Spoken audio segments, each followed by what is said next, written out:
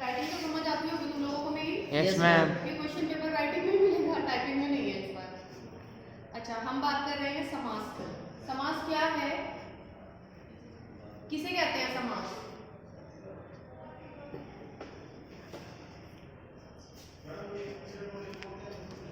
समास की जो परिभाषा है वो आती है आपकी, परस्पर संबंध रखने वाले दो या दो से अधिक पदों के पास आने को, उन दोनों के मेल को समास कहते हैं। मतलब कि शब्दों को संक्षिप्त रूप में लिखना। अब पद किसे कहते हैं? मैंने लिखा राम, तो सारे एग्जाम्पल में हम राम के लिखेंगे। राम एक शब्द है, ठीक है। राम से आपको सबसे पहले बोध होगा एक ईश्वर के रूप में, भगवान के रूप में। दूसरा, अगर मैं मना करूं भगवान नहीं, तो बोध होगा नाम के रूप में। पीछे वर्ग बंद करो। बंद का मतलब समझ आता है? अच्छा, ठीक है। तो ये है एक शब्द, और शब्द का मैंने आपको कल भी बताया था, शब्द स्वतंत्र और सार्थक होते हैं, ठीक है। अब अगर मैं कहूं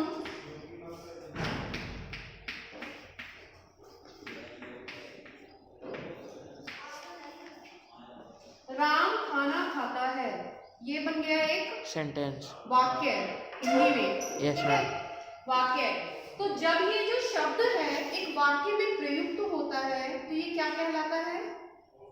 पद। वाक्य में प्रयुक्त होने के बाद ही शब्द पद बन जाता है। अब ये पद, और ये जो पूरा का पूरा वाक्य है ये क्या कहलाएगा?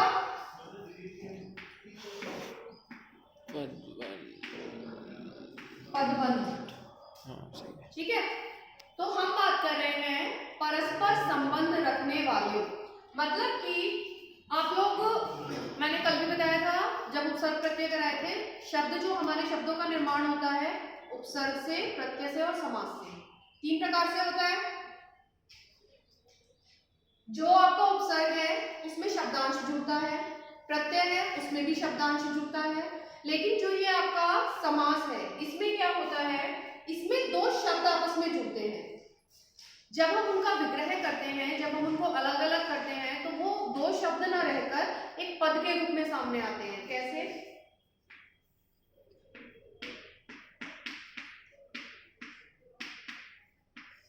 घुड़सवार, दो शब्द हो गए, घुड़ और सवार, बन गया घुड़सवार। लेकिन अगर मैं इस शब्द को आपको दे दूं, ये हो गया आपका पूर्व पद, ये उत्तर पद, ये आपका उत्तर पद, और ये आपका समास पद। इसमें 3 प्रकार के आपके पद आते हैं। ये तीनों क्यों आते हैं वो भी अभी हो जाएगा, क्योंकि इनमें प्राथमिकता देखी जाती है, इंपॉर्टेंस देखी जाती है, किसका महत्व है, कौन गौण है, किसकी कितनी वैल्यू है। अब घुड़सवार शब्द मैंने आपको दिया, समस्त पद की बात करें तो ये दो शब्दों से मिलकर बना, पूर्व पद, उत्तर पद, समस्त पद।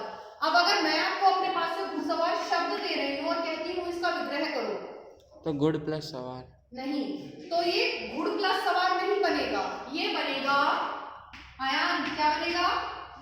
घोड़ सवार, घोड़े पर सवार। Yes ma'am. ठीक है।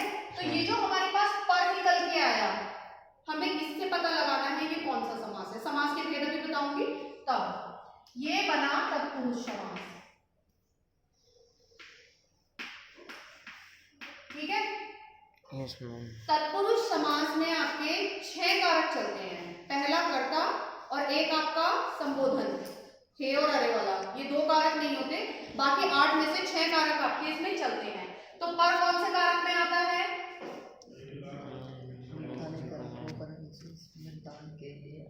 अधिकरण। अधिकरण में आपका में और पर 2 आते हैं, ठीक है। तो ये हो गया आपका अधिकरण तत्पुरुष।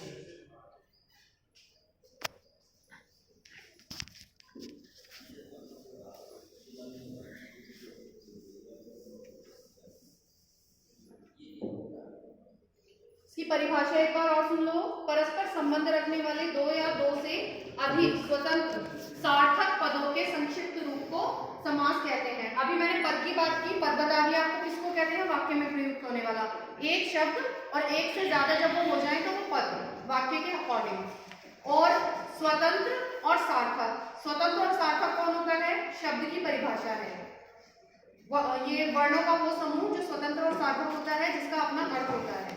तो यहाँ पर वही है, दो शब्दों का मेल, दो शब्दों द्वारा बनने वाला पद, समस्त पद, वो बन गया हमारा समास। अब आते हैं समास के भेद। पद मैंने आपको बता दिया, इसमें दो पद होते हैं, पूर्व पद और उत्तर पद, और जो मिलकर बना समस्त पद। अब आते हैं समास के भेद पर।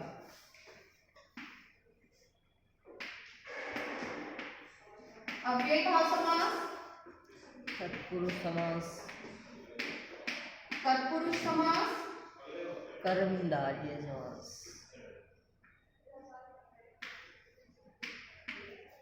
द्वंद्व समास, कर्मधारय,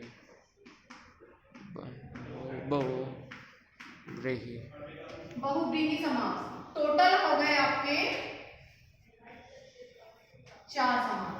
अब आप कहोगे समास तो 6 होते हैं, यस मैम। तो दो जो आपके समास हैं वो इसके उपभेद हैं।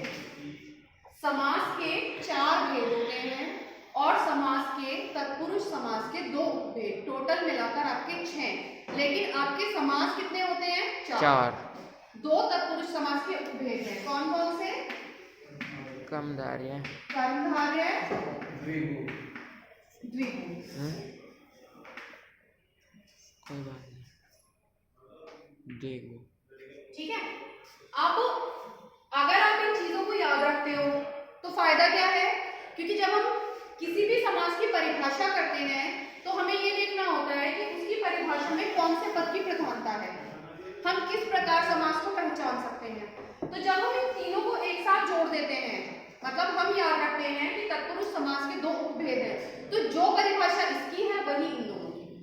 जैसे अव्ययीभाव समास, इसका पूर्व पद की प्रधानता होती है, पहला जो पद होता है वो अव्यय होता है, इसीलिए इसका नाम है अव्ययीभाव समास। और पहला पद अव्यय होने के कारण जो इसका उत्तर पद इसमें जुड़ता है, उसके बाद जो इसका समस्त पद बनता है, वो पूरा का पूरा शब्द, समस्त पद, वो अव्यय के रूप में काम करता है। जैसे यथा, एक शब्द आपने पढ़ा है, यस मैम। ठीक है, यथा शक्ति, हाँ, यथाशक्ति ले सकते हैं। यथा का मतलब होता है जैसे कि तैसा, वैसा ही रहने वाला। और इस पर लिंग वचन काल कारक, क्योंकि हम अव्यय की बात कर रहे हैं, अव्यय पर लिंग वचन काल कारक किसी चीज का कोई प्रभाव नहीं पड़ता, तो हम इसके साथ जोड़ते हैं शक्ति। शब्द क्या बना? यथाशक्ति, यथा शक्ति, शक्ति। अगर हम इसका विग्रह करेंगे, देखो एक चीज और, जितने भी आपके और सारे समास हैं उनमें विग्रह के लिए पर्टिकुलर शब्द हैं, आप पहचान सकते हो, सब कुछ है। अव्ययीभाव समास में एक आपका पहला पद जो है, जो अव्यय है, वो ही बताएगा कि ये अव्ययीभाव समास है। इसके विग्रह में थोड़ी सी दिक्कत आती है, क्योंकि इसके विग्रह के जो शब्द हैं हर बार बदल जाते हैं। बाकी सबका मैं बताऊंगी, कर्मधारय का, द्विगु का, कि उनकी पहचान कैसे होगी। अव्ययीभाव में अगर हम यथाशक्ति शब्द का विग्रह करें तो क्या आएगा? यथा की शक्ति नहीं, यथा की शक्ति नहीं आएगा, ये आएगा शक्ति के अनुरूप या अनुसार। अनुसार, यथा संभव, शब्द बदल गया, यथा वही है, संभव आ गया, जैसा संभव हो।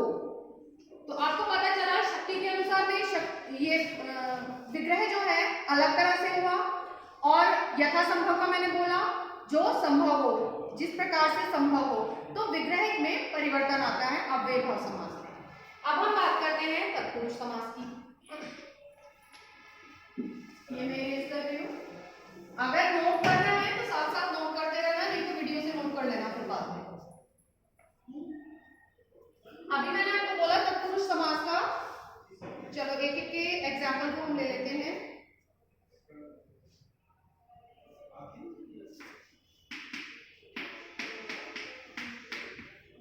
स्वर्ग गत, गत का मतलब जाना, गमन, गति, गम धातु होती है संस्कृत में, उसी से बना है गति और गत शब्द, ठीक है।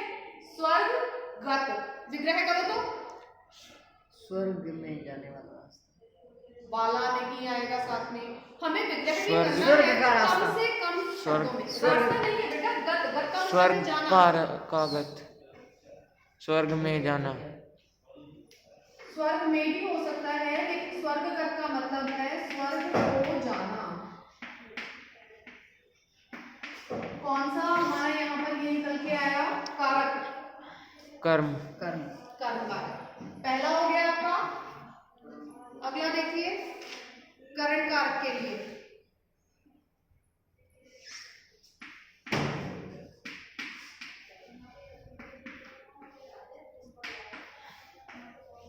विग्रह करेंगे, रेखा के अनुसार अंकित। अनुसार नहीं आएगा। रेखा, आपको- रेखा पर अंकित। अभी हम करण कारक की बात कर रहे हैं। कर्ता ने कर्म को करण से से रेखा से अंकित।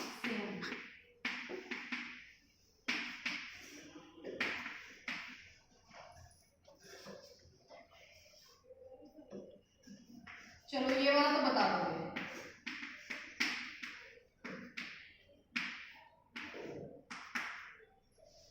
बोलो। रसोई का घर। बस तुम लोग यहीं पे पता नहीं कैसे पजल हो जाते हो, मुझे समझ नहीं आता। हाँ ये तो सही निकल के आया। जन्म से अंधा। रसोई का घर। घर में रसोई के लिए घर। जैसे रसोई घर की जगह हम पाठशाला शब्द का प्रयोग करें, पाठ के पाठ। लिए शाला। पाठ का मतलब होता है पढ़ाई, ठीक है। यहाँ पर आया के लिए। कौन कौन से आ गए आपके कारक? कर्म, करण, अगला अपदान, अपदान, अपादान हो गया, ये वाला। हाँ, और इसके ऊपर संप्रदान। कर्म, करण, संप्रदान और अपादान। अपादान। कौन कौन से रह गए? अधिकरण और संबंध।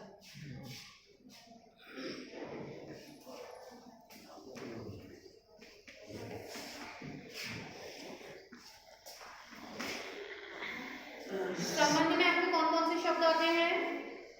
अरे वो मम्मी क्या लिखा हुआ? सेना नायक। संबंध सेना का नायक। अरे वो सेना का नायक। काफी के, रारी रे, साथी से। अच्छा है। हाँ, ये संबंध कारक हो गया आपका। और भी एग्जांपल है? देशवासी सेना के लिए नायक नहीं आवे इसमें। के लिए नहीं आएगा। सेना के लिए नायक की क्या जरूरत है? सेना का नायक। सेना का नायक भाई वो भी तो देखो कि सेनापति, सेना का पति मतलब कि मुख्य है, तो हमें शॉर्ट भी रखना है। हमें उसको इतना लंबा खींचना नहीं है कि हम पूरा वाक्य बनाएं। संक्षिप्त का मतलब होता है छोटे से छोटा। Yes. तो जहां हमारा उत्तर छोटे से छोटा निकल कर आ जाए। सेना नायक हो गया, सेनापति हो गया, राष्ट्रपति हो गया, दीनानाथ हो गया, दीनों का नाम। दीन यानी गरीब व्यक्ति। अच्छा अब रह गया आपका अधिकरण।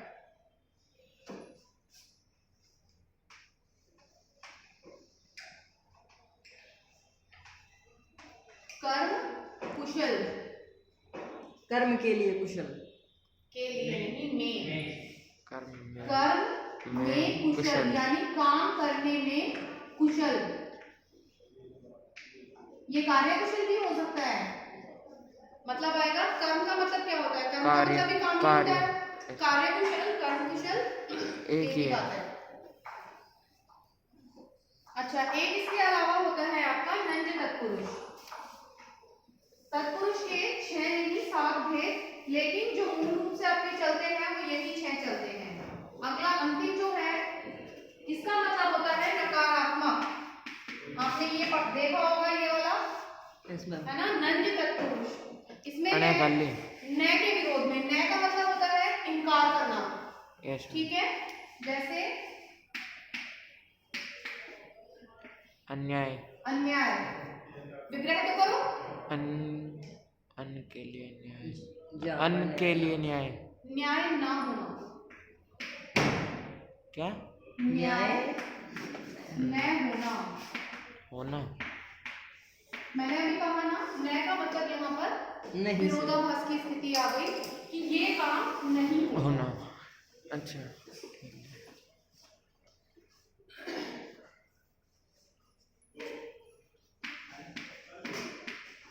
असंभव, संभव ना होना। संभव ना होना। और अगर आप इसका विग्रह खाली इस तरह भी करते हैं, न संभव, तो ये चल जाएगा। ऐसा लेकिन जिस तरह से हम लोग लिखते हैं वो तरीका नहीं है। ठीक है, अगला देखिए। अच्छा, पहले मैं आप लोगों को कर्मधारय द्विगु बता देती हूँ। इसी के भेद है ना तत्पुरुष के। द्विगु की परिभाषा क्या है, क्या पहचान है तत्पुरुष समास के बारे में? अव्यय भाव का मैंने आपको बताया था कि उसमें पहला पद अव्यय होता है और उसी की प्रधानता होती है। तत्पुरुष समास में कौन से पद की प्रधानता होती है? पहला तत्व और दूसरा पुरुष। इसमें होती है दूसरे पद की, उत्तर पद की प्रधानता। अच्छा, किताबें खुलनी शुरू हो गई तुम्हारी? किताबें मत खोलो गई। अव्यय भाव का पहला, तत्पुरुष का दूसरा, द्वंद्व का दोनों। मैं नाम लिखूं दोबारा?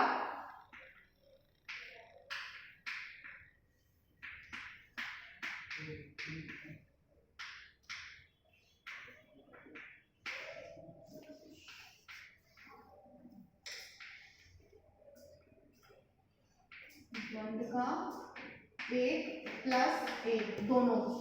इसका पहला पद प्रधान, इसका दूसरा पद प्रधान, इसके उसका दोनों दोनों पद प्रधान। और बहुब्रीहि का तीसरा पद प्रधान। जो समस्त पद होता है ना, Yes, वो हमें बताता है कि ये कौन सा समास है। मैम 1 + 1 इक्वल दोनों पद, पहला भी और दूसरा भी। जैसे चलो इसी की बात, पहले इसको निपटा लो। द्विगु की बारी है, हम बात करें द्विगु समास की। द्विगु की क्या पहचान है? पहली बात कि इसका दूसरा पद प्रधान होगा। Yes ma'am. प्रथम पद गौण होगा, पूर्व पद गौण होगा, उत्तर पद की प्रधानता होगी। दूसरी पहचान संख्या। इसमें संख्या भाव है। ये होते हैं संख्यावाची।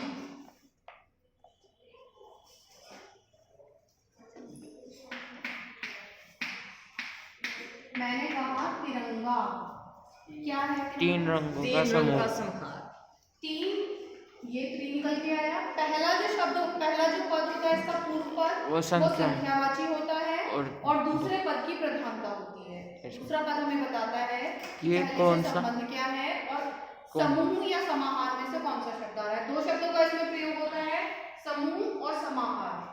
जहां पर वैसे तो आपको अगर आप एक ही चीज को 4 किताबों में पढ़ोगे तो अलग अलग उत्तर मिल जाएंगे, लेकिन जो मेरी ऑब्जर्वेशन है उसके अकॉर्डिंग जिन चीजों को आप गिन सकते हो उन्हें आप समूह में रख लो, और जहां आपको लगता है कि चीजें एक साथ आकर जुड़ गई हैं, मिल गई हैं, वो समाहार। वहां पर आप समाहार कर सकते हैं। Yes, क्योंकि ma'am। समाहार का मतलब है मिलना। बहुत सारी चीजें। तिरंगा, भारतीय झंडा, यस मैम। भारतीय ध्वज, वो तिरंगा है। 3 रंगों को उसमें एक जगह मिलाया गया है। तो विग्रह करेंगे हम 3 रंगों का समूह। 3 रंगों का समूह। समान, समाहार। क्योंकि तीनों रंग एक जगह जुड़ गए।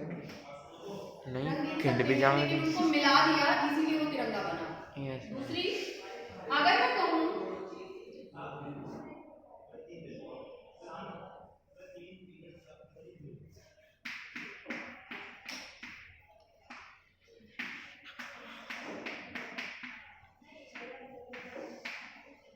अर्थात तिरंगा। नहीं, तिरंगा अर्थात नहीं है। भारतीय ध्वज। हाँ जी, भारतीय ध्वज। अगर मैं कहूँ तिरंगा का मतलब 3 रंगों का समाहार नहीं है। तिरंगा का मतलब है 3 रंग जिसमें अर्थात भारतीय ध्वज, तो कौन सा समास बन जाएगा? क्योंकि हम बात कर रहे हैं तीसरे पद की, ना हम पहले को ले रहे हैं, ना हम 3 को ले रहे हैं, ना हम रंग को ले रहे हैं। दूसरा। हम बात कर रहे हैं जो तिरंगा बना उसके बारे में। तो मतलब कौन सा समास हो गया? तीसरे पद की प्रधानता, यानी कि बहुव्रीहि समास। अब और देख लो, एक शब्द में जो ये आपका समस्त पद है, एक शब्द, क्योंकि दो मिलने के बाद भी एक ही बना, तो हम इसको एक शब्द बोलेंगे। एक शब्द में एक से अधिक समास हो सकते हैं, दो से ज्यादा भी हो सकते हैं, लेकिन मोस्टली जो आपके निकल कर आते हैं दो समास निकल कर आते हैं। जैसे त्रिलोक,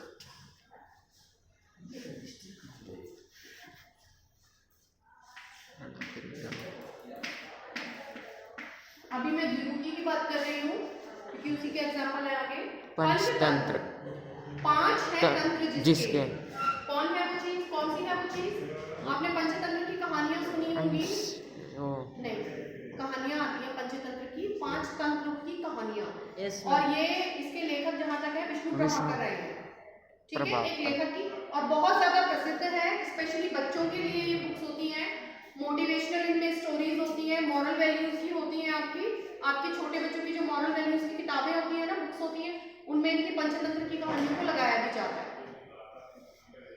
5 तंत्रों का समूह, ये तो बन गया द्विगु समास, लेकिन 5 तंत्र हैं जो, यानी कि कहानी संग्रह अगर हम कहें तो वहां पर कौन सा समास आ जाएगा?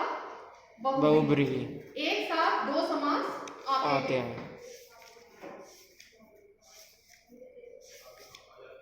अच्छा, मैम प्रेमचंद्र की कहानी भी तो पंचतंत्र होती है। नहीं, प्रेमचंद की कहानी आ रही है, आप नेट पे ढूंढना, पंचतंत्र के लेखक जहां तक मुझे याद है विष्णु प्रभाकर। मैंने भी कहीं कहानी पढ़ी है पंचतंत्र में, तो मैम प्रेमचंद का ही नाम आता है। इनकी कहानियों का संग्रह मेरे ख्याल मानसरोवर है, प्रेमचंद की कहानियों का संग्रह किताब में आया ना, तो उसकी इसका सबसे पहला पार्ट 2 बैलों की कथा आपकी, उसमें जीवनी में पढ़ना, मानसरोवर के 8 भाग है शायद से इनकी कहानी, उसमें संग्रह। पंचतंत्र नाम की कहानी हो सकती है इन्होंने लिखी हो, कहानी का नाम दिया होगा, लेकिन पर्टिकुलर जो संग्रह है पंचतंत्र, यानी जिसमें बहुत सारी कहानियां हैं, उसे कहते हैं संग्रह, वो विष्णु का है। लेकिन पंचतंत्र, पंचलेट इन्होंने प्रेमचंद जी ने लिखी है, पंचतंत्र नहीं है, पंचलेट है शायद से। इनकी कहानी है, एक पंच से रिलेटेड है, और वो लालटेन नहीं, वो नहीं होती गैस का जो लालटेन होती है, तो उसके ऊपर है वो कहानी जिसकी आप बात कर रहे हो, लेकिन वो पर्टिकुलर सिंगल वन कहानी है, हम बात कर रहे हैं पूरे संग्रह। पंजाब, विग्रह करो। 5 है जहाँ आप कहाँ पहुंच गए? 5 मैंने तो नहीं पता, 5 हिंदी पे है। विग्रह करते समय ध्यान रखिए आप किसकी बात कर रहे हैं। जैसे आपने बोला 5 हैं, जो भी कह रहे थे आप, तो आप किसी पर्टिकुलर प्लेस के लिए नहीं बोल सकते। मैम आप उसको कहते हैं नदी को, पानी को, हाँ, पानी का पर्यायवाची है, नदी को नहीं, पर्टिकुलर पानी को कहते हैं। नदी में भी तो 5 नदियों का समाहार। जो ये भारत में पंजाब नामक स्थान है ना, उसका नाम पंजाब किस लिए पड़ा है? क्योंकि मैं वहाँ पे 5 नदियाँ थी। अब आधा भारत में है, आधा पाकिस्तान में है, 3 नदियां भारत में है, 2 पाकिस्तान में है। तो पर्टिकुलर अगर देखा जाए, जिस विशेषता के कारण उस स्थान का नाम पंजाब है, वो विशेषता उसकी खत्म हो चुकी, अब सिर्फ वो एक स्थान है, फिर तो मैडम क्योंकि उसको नाम मिल चुका पंजाब का, इसलिए। लेकिन पहले अगर देखा जाए कि उन्होंने क्यों रखा था, तो उसको रखने का ये कारण था कि वहां पर 5 नदियां एक ही जगह बहती थी। फिर तो अब इसका नाम तेंजाब रखना पड़ता। तिजाब, हाँ तिजाब। हाँ, जब 3 रहेगी। चलिए, बाकी सारे एग्जाम्पल्स तो ऐसे ही हैं, मुझे कोई अलग नहीं लग रहा, एक साथ 2 आगे भी आएंगे तो मैं बताऊंगी। अब हम बात करते हैं कर्मधारय समास। कर्मधारय समास में आपकी 2 चीजें आती हैं, एक तो उपमेय उपमान संबंध होता है और एक विशेषण विशेष्य।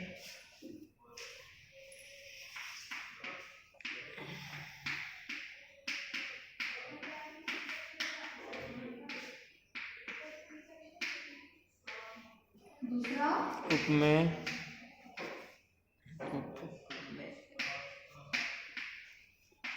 उपमान। मैंने पहले भी बताया था, आज फिर बता रही हूँ, इस चीज को माइंड में बैठा लो। उपमेय कौन है और उपमान कौन है, अलंकार में भी आएगा आगे। और इसके साथ 3 अलंकार चलते हैं आपके। कौन कौन से? उपमा, रूपक और उत्प्रेक्षा। तीनों में ही उपमेय और उपमान का महत्व है। कौन कौन से? रूपक, रूपक, उत्प्रेक्षा और उपमा। ठीक है। Yes, ma'am. उपमेय कौन है? जिसकी तुलना की जा रही है। और उपमान कौन है? जिससे तुलना की जा Yes, रही है। ma'am. यानी उपमेय है हम। मुख की चंद्रमा से तुलना की जाए तो मुख किसका? हमारा। और चंद्रमा दूसरों का। ये हो गया उपमान। ठीक है। Yes ma'am. तो ये याद रखिए, हम कौन है? हम है उपमेय। विशेषण विशेष्य की बात करें, नील प्लस कन, नीला है जो कमल। अच्छा, इसमें तो ये पहले वाला है विशेषण विशेष्य। इसमें अगर आप विग्रह करते हैं नील कमल, नील गगन, नीला है जो गगन, नीला है जो कमल। किसकी विशेषता है? मैम कमल की। कमल की। कमल की और गगन की। और विशेष ये हो गया विशेष्य। और विशेषता क्या है कि वो नीले रंग का है। ठीक है। तो ये हो गया आपका विशेषण। इसके अलावा तत्पुरुष समास की हम बात कर रहे हैं, दूसरे पद की प्रधानता। ये शब्द बदला तो इसमें परिवर्तन अपने आप ही आ गया अर्थ में। ये तो नीला यहाँ भी है और नीला यहाँ भी है, ठीक है, लेकिन अर्थ क्या बदल गया? नीला है जो कमल, कमल। और अब क्योंकि परिवर्तन यहाँ हुआ, दूसरे पद की प्रधानता है, दूसरे में हमने लिखा नीला है जो गगन, गगन। ठीक है। yes, दूसरे पद की इसमें प्रधानता होती है। और अब बात करते हैं उपमेय और उपमान की। अच्छा हाँ, दूसरी चीज जो मुझे बतानी थी, ये है इसकी पहचान। मैंने कहा था ना, अव्यय भाव समास का जो विग्रह होता है मात्र वही ऐसा है जिसमें शब्दों के रूप बदल जाते हैं। 99% आप तत्पुरुष इसमें कर्मधारय समास में आप विशेषण विशेष्य वाले शब्दों का विग्रह करेंगे तो 99.99% सिर्फ यही शब्द आए हर एक शब्द के बीच है जो महापुरुष, महान है जो पुरुष, श्वेतांबर, श्वेत है जो अंबर, दुरात्मा, बुरी है जो आत्मा। दुर का मतलब होता है बुरा और दुर संस्कृत का शब्द है।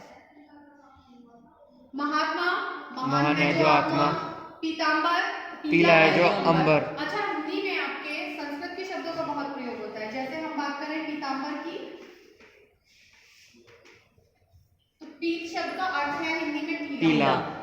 पीला है जो अंबर, पीत है जो अंबर लिखेंगे तो बोलने में अटपटा लगता है, हमें अर्थ देना पड़ता है। इसी तरह से दुरात्मा शब्द का हुआ था दुर्कलश आत्मा। हाँ, ये जो दुर शब्द है इसका क्या मतलब है? बुरा, बुराई। तो आत्मा कैसी है? बुरी। क्योंकि आत्मा है फीमेल वर्ड, स्त्रीलिंग में आ गया बुरी। तो बुरी। बुरी है जो आत्मा। आपको ये है जो शब्द हर जगह मिलेगा। एक पहचान हो गई। हमने बात करी विशेषण विशेष्य की। अब हम बात करते हैं उपमेय और उपमान की।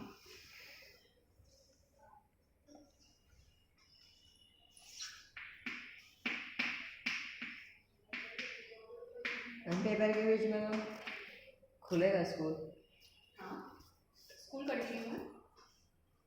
लोह पुरुष, संडे को भी विग्रह करो। लोह यानी लोहे। लोहे आप के भी सम- लिख सकते हैं और लोहे के समान भी, दोनों सही है। Yes ma'am. लोहे के समान पुरुष। अब मैं यहाँ पर आपको लिख के क्यों बता रही हूँ अलग अलग, अभी बताती हूँ। प्लास्टिक के क्योंकि समान स्त्री। जो आपका विशेषण विशेष्य है इसमें तो एक ही वर्ड है, लेकिन इस वाले में उपमेय उपमान में आपको दो शब्द मिलेंगे। एक तो के समान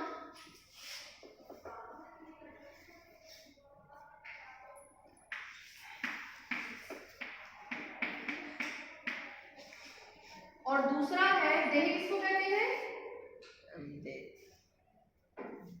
देल मान गया दो। मैम दे तो मैम किसी चीज का शरीर को पर्यायवाची। कहते हैं। हाँ पर्याय, हाँ मैम। शरीर को कहते हैं देह, काया। काया तो सुना। देह रूपी लता। नहीं कहते दे जोड़ दी। रूपी लता। यहाँ पर आपके दो शब्द आएंगे, के समान और रूपी। आप दोनों में से किसी का भी प्रयोग कर सकते हैं। जैसे इसमें किताब में दे रखा है एक एग्जाम्पल, कनक लता। कनक का मतलब होता है सोना, ठीक है।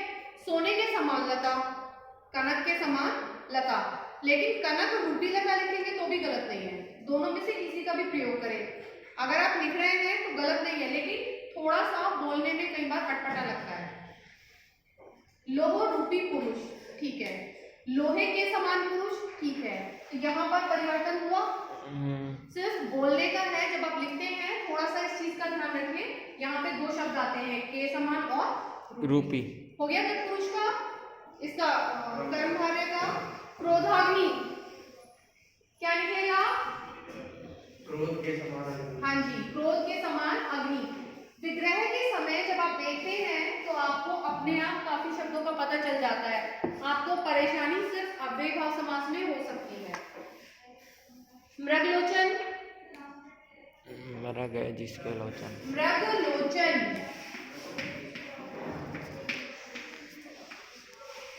मृग किसे कहते हैं? मृत्यु। मैम मृग मैम उस हिरण को। हिरण को। और लोचन? आँख। आँख। नैन लोचन। उपमा दी जाती है मृगलोचनी, यानी कि हिरण के समान आंख वाली, ठीक है। तो ये क्या हुआ?